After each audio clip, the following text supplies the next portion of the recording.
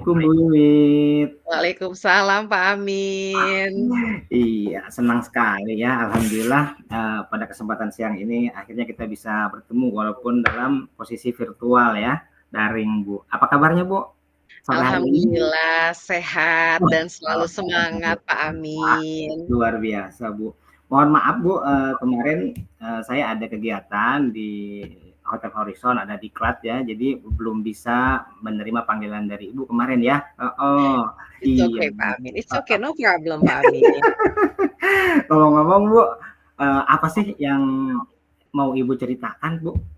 Oke, Ah, jadi mau curhat nih Pak Amin ceritanya, mau curcol ya Pak oh Amin. boleh Jadi, Bu, mangga saya mangga. punya sedikit ganjelan sebetulnya Pak Amin nih. Mhm Saya rasakan memang, sebetulnya sudah bertahun-tahun, tapi saya rasa tahun sekarang itu, kok makin banyak gitu loh Pak Amin. mhm. Jadi makin banyaknya itu, setiap tahun itu saya selalu menemukan, siswa-siswa yang memiliki kemampuan di bawah standar KKM, Pak, atau yang biasa disebut itu kalau dalam istilah BK-nya itu slow learner, Pak.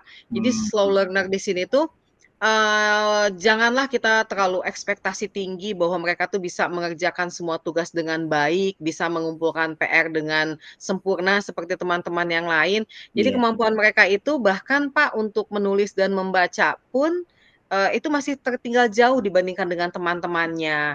Jadi itu jangankanlah bahasa Inggris gitu, Pak, ya, yang, menulis beda, membaca beda, kemudian bicara juga beda, disebut bahasa munafik gitu, Pak, ya. Untuk Mhm bahasa untuk kata pun, jangankan kalimat, Pak, kata pun mereka meniru, menyalin dari tulisan saya di papan tulis hanya terdiri satu kata ya, Pak, misalnya, mhm chair atau table, mhm itu tuh mereka mhm. salah, T-nya kemana, L-nya kemana kalau menulis table. Jadi seperti itu, Pak. Iya. Jadi, adanya, siswa yang dikategorikan sebagai slow learner Bu ya? Yes. Heeh, iya. Jadi kalau menurut Ibu Wiwit, apa sih yang Ibu harapkan dari pertemuan kita hari ini nanti? Saya tuh Coba. pengennya, bisa memunculkan ide gitu, Pak, Mhm ide bagaimana caranya mengatasi, masalah yang saya temui berkaitan dengan, siswa-siswa slow learner ini. Karena saya merasa selama ini, apa yang sudah saya lakukan itu seperti, menabur garam ke lautan loh, Pak. Jadi, kayak nggak ada efeknya, nggak ada, apa sih, peningkatannya sama sekali, Pak. Itu yang saya rasakan, Pak. mhm Makanya aduh kok hopeless banget ya untuk mengatasi siswa-siswa seperti ini, itu loh, Pak. mhm mhm. Baik Bu, mhm. Selanjutnya Bu, kalau menurut Ibu, apa sih kira-kira, penyebab siswa itu bisa dikategorikan sebagai, slow learner gitu Bu? Oke, Pak. Mhm Jadi, Pak, kalau dulu-dulu, Pak, sebelum, berzonasi jadi saya mhm ceritakan flashback ya, Pak, ceritanya mhm flashback dulu nih. Jadi mhm sebelum kita mengenal istilah zonasi itu, Pak, mhm ketika kita mau masuk ke sekolah atau SMP, terutama sekolah-sekolah unggulan, kita kan ada tes ya, Pak, ya. mhm Minimal ada tes TKD, bukan TKD, calistung lah, Pak, membaca, mhm menulis, berhitung, kemudian ada tes IKRO. Nah, karena di sekarang itu peraturannya kita kalau mau, masuk sekolah itu zonasi, jadi mau tidak mau semua siswa harus kita terima. Kan pembagian, apa namanya teh, prosentasenya itu kan untuk zonasi, mhm kemudian afirmasi dan prestasi. Dan biasanya sebagian besar itu masuk ke sekolah lewat jalur zonasi, Pak. Dan mhm jalur zonasi kita tidak akan pernah tahu tuh, Pak, ketika di SD mereka tuh bagaimana kemampuannya, karena rapot dan juga ijazah SD-nya nilainya gede semua, Pak. mhm 80, 80, 80 kan itu jelas-jelas tidak mencerminkan kemampuan siswanya. Tapi mhm kemudian ketika sudah masuk ke dalam kelas, baru mhm terlihat kemampuan mereka yang sebenarnya. Jadi istilahnya ketika mereka di SD oleh gurunya tuh, guru SD-nya terutama ya, Pak, ya mhm. sudahlah yang penting mah naik bukan gitunya, kasarnya tuh yang penting Oh, mereka naik, iya iya iya. mengesampingkan mereka tuh bisa membaca atau tidak, dan tidak memikirkan nanti gurunya di jenjang berikutnya itu akan seperti apa usahanya. Jadi kalau tadi Mhm Pak Amin menanyakan penyebab mereka slow learner, itu mhm kalau di sekolah saya Pak, tiap tahun itu sudah ada yang namanya, tes psikologi Pak. Tes mhm psikologi itu selain mengukur kemampuan IQ-nya, kemampuan dia dalam pembelajaran, kemampuan dalam kognitifnya, juga mengukur gaya belajar dan juga minat belajarnya Pak. Nah, di mhm situlah mhm. ketahuan Pak, biasanya siswa-siswa yang slow learner itu dikategorikan ke dalam, kalau dalam istilah psikologi itu borderline Pak. Jadi Mhm sudah IQ mereka itu ambang batas. Jadi Mhm, sudah gimana ya, rendah tidak, mhm, tinggi juga ya enggak tinggi juga, pokoknya mhm. borderline ambang batas. Oh, Dan itu gitu. tuh tidak disebabkan oleh pembelajaran yang kurang di sekolah, Pak. Memang Mhm. itu tuh memang sudah kemampuannya saja yang kurang gitu loh, Pak. Gitu Bu ya. Luar Yes, biasa luar biasa. Di sekolah Ibu tadi sudah ada tes, apa namanya, diagnostik ya? Tes yes, tes diagnostik, diagnostik, Pak, tes betul. diagnostik untuk Mhm, memetakan, apa namanya, sampai nanti bisa memetakan siswa itu masuk pada salah satu kategori yang slow learner tadi ya? yes, of course, ya. Heeh. Wah, Bu, begitu Bu ya. Jadi, kalau menurut Ibu nih Bu, kira-kira supaya supaya anak itu waktu masuk ke SMP, tingkatan jenjang yang lebih tinggi, supaya tidak ada lagi itu Bu, siswa yang dikategorikan slow learner, sebaiknya langkah-langkah yang harus dilakukan itu apa sih Bu, kira-kira?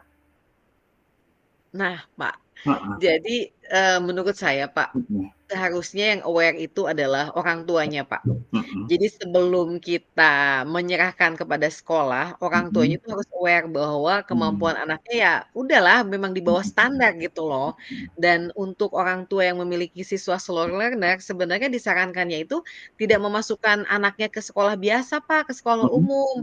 Akan lebih baik kalau siswanya itu dimasukkan ke SKH, sekolah berkebutuhan khusus.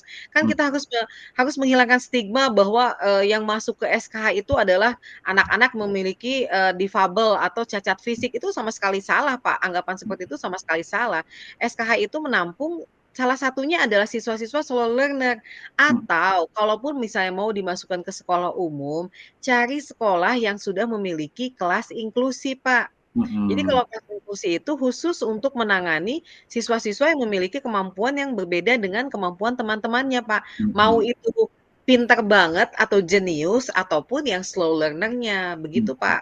Oh iya, saya sependapat tuh dengan Ibu ya. Jadi, selain kita, apa namanya, menitik beratkan pada guru, sebagai, apa namanya, pemangku kepentingan di dunia sekolah, tapi kita juga, mengajak orang tua siswa, Bu, ya. Orang tua siswa untuk saling mendukung, memajukan anak, Bu, ya, heeh, untuk mendidik anak. Nah, Bu, kalau saya boleh tanya nih, Bu, di sekolah Ibu, sudah ada nggak, kelas yang inklusif? Kelas No, inklusif belum. khusus untuk itu? Belum ada, Pak. Oh, belum Belum ada ada. ya? Ya, Belum belum ada, ada. heeh, betul sekali. Tapi, saya sependapat dengan Ibu tadi, bahwa, tanggung jawab pendidikan itu bukan hanya pada diri kita, Bu, ya. Pada diri kita, tapi juga, pada diri orang tua dan juga, apa namanya tadi, pemerintah yang mudah-mudahan nanti di sekolah Ibu nanti, dengan usulan ya, dengan usulan ini bisa bisa nanti dibangun kelas inklusif gitu, Bu, ya. Oke, Bu. Nah, jadi sekarang nih, Bu, kira-kira rencana Ibu untuk, menyelesaikan permasalahan tadi seperti apa, Bu, ke depannya? Oke, ke depannya, Pak, kalau sebelumnya Pak Amin, saya mencoba untuk mengatasi siswa-siswa berkebutuhan khusus lah, saya katakan di sini lah berkebutuhan khusus karena memang mereka itu membutuhkan effort yang lebih dari gurunya ya, Pak. Dengan cara itu, selain saya menerapkan metode scaffolding di kelas, dalam artian saya memberikan perhatian lebih, memberikan, pemberian materinya juga berbeda dengan anak-anak yang lain, saya berkolaborasi dengan wali kelas, Mhm, kemudian dan guru BK. Nanti guru BK yang biasanya akan berkolaborasi dengan orang tua, Pak. Jadi orang tuanya dipanggil, diberikan penjelasan berdasarkan hasil tes yang sudah dilakukan sebelumnya, mhm, menjelaskan bahwa kami pihak sekolah itu membutuhkan bantuan lebih di rumah untuk bisa, meningkatkan kemampuan, anaknya, Pak. mhm, Kemudian sebetulnya, Pak, ke depannya inginnya saya seperti tadi yang sudah saya sampaikan sebelumnya bahwa anak-anak slow learner ini harus dibuatkan wadah khusus, salah satunya adalah dengan membentuk, kelas, inklusi, Pak, seperti yang mhm, sudah saya sampaikan kan. Mungkin langkah pertama yang bisa saya lakukan adalah sounding, Pak. Jadi selama ini sebenarnya, saya rasakan sendiri bahwa sekolah mhm, itu berkesan menutup mata dengan masalah yang muncul ini, Pak. Jadi ya sama, mhm, jadi mau tidak mau ya sudah, jadi lingkaran setan, Pak. Jadi di sekolah di SD-nya dilepaskan dengan harapan ya sudahlah naikkeun bae gitu kan daripada oh, nanti diomongin gitu kan. Nah SMP mhm, saya pun Seperti itu, Pak. Jadi daripada diomongin walaupun misalnya mereka slow learner, tapi kan mereka hadir tiap hari. Jadi based on their present in the classroom gitu ya sudah diloloskan. Jadi bukan karena kemampuan kognitif mah, teu naon cenah, rada kurang geh, yang penting kan selalu hadir, terus anaknya bager. Nah itu, Pak, Mhm, excuse-excuse yang selalu digunakan oleh pihak sekolah, selalu digunakan oleh guru-guru yang lain. Padahal menurut saya excuse seperti ini tuh sama sekali tidak membantu anaknya, Pak. Anaknya kalau diberikan excuse, excuse, dan excuse, ya kapan mau berkembangnya, kapan mereka betul. bakal bisa berkembang menjadi manusia seutuhnya yang bisa mencapai kebahagiaan setinggi-tingginya. Itu saya pikir, impossible sekali, Pak. Jadi saya ingin sounding ke pihak sekolah, ke kepala sekolah sebagai pemangku Mhm, kebijakan, kemudian saya sounding ke teman-teman guru yang lain, jadi ya udah dong berhenti gitu, jangan dimaklumi. Jadi mhm, anak yang slow learner itu justru harus dibantu, gimana caranya biar bisa berupaya sendiri, biar bisa meningkatkan kemampuan dirinya sendiri dalam segi kognitif, dalam hal mhm, belajar, ataupun dalam hal bersosialisasi dengan teman. Karena biasanya Pak Amin, mhm, anak-anak yang slow learner ini bukan hanya kurang dalam hal pembelajaran, juga dalam mhm, hal bersosialisasi, Pak. Mereka mhm, biasanya itu menyendiri, tidak ada temannya, jadi nggak punya circle ke mana-mana, Pak. Jadi kan kalau dibiarkan, ya kasihan gitu loh, Pak. mhm. Baik Bu, luar biasa Bu ya. Gini Bu, kalau saya boleh tanya lagi, terkait dengan kelas inklusi, apakah apakah sekolah Ibu sudah berusaha untuk melayangkan misalkan proposal gitu ke dinas atau lain sebagainya Bu? Oh, belum, Banyak Pak. gitu? Oh belum ya? Belum, kan Oh saya baru belum. mau sounding, Oh ceritanya kan gitu. saya baru mau sounding sesudah Mhm, saya mengemukakan masalah mhm, ini, jadi mhm, ayo dong kita sama-sama gitu kan, saya mau kolaborasi dengan semua stakeholder yang ada di sekolah, bahkan mhm, kalau perlu saya ingin melibatkan komite juga, Pak. mhm, Karena kebetulan kan salah satu anggota komite di sekolah itu adalah seorang psikolog, Pak, di Rumah Sakit mhm, Umum Daerah di Berkah itu. Jadi mudah-mudahan dengan bantuan Pak Adi ini, mhm, kepala sekolah bisa terketuk hatinya untuk mulai mengurus perizinan untuk mhm. pengadaan kelas inklusi di SMPN 3 Pandeglang, Pak. Baik Bu, luar biasa.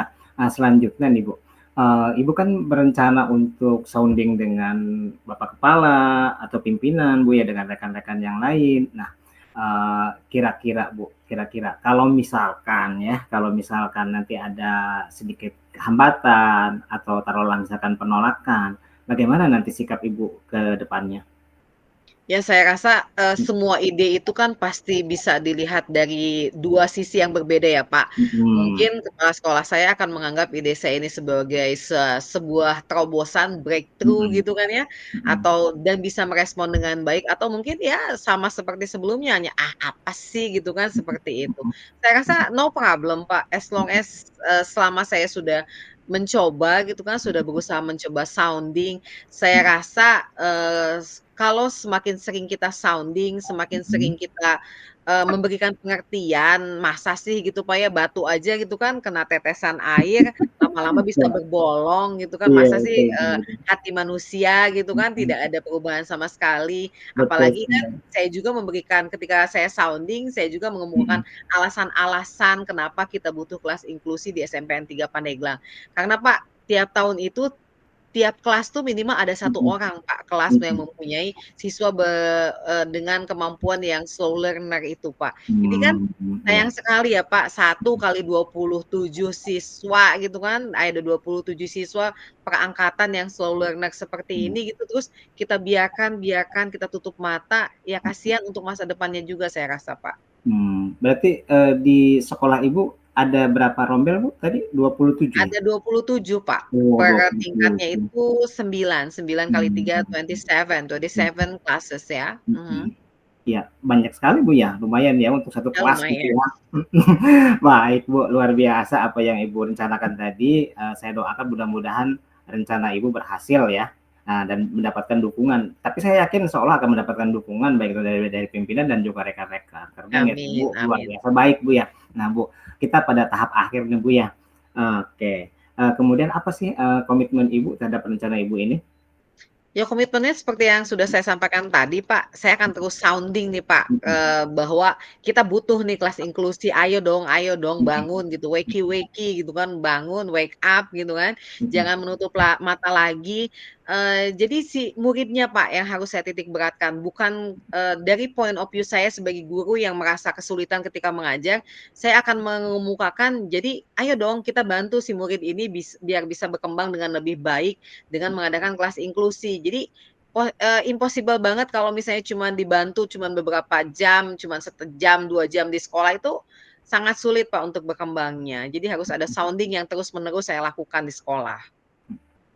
baik, luar biasa, Bu. Saya mendukung sekali rencana Ibu yang hebat ini, luar biasa. Oke, Bu, gimana, Bu, perasaan Ibu setelah, kita ngobrol-ngobrol ini, Bu? Oke.